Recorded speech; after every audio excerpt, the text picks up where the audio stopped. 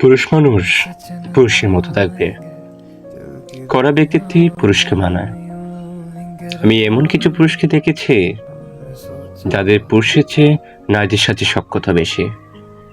চলাফেরা, কথা বলা, গল্প করা, আড্ডা দেয়া সবকিছুতেই অতিরিক্ত নারীদের প্রতি ঝোঁক বা কৌতূহলপূর্ণ। ব্যাপারটা বরাবরই আমার কাছে দৃষ্টিকটু লাগে।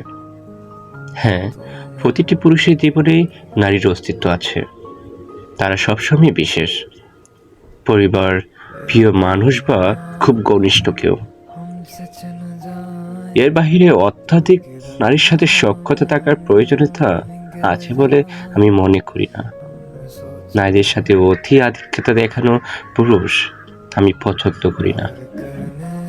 তাই বলে আমি নারীবাদী নই।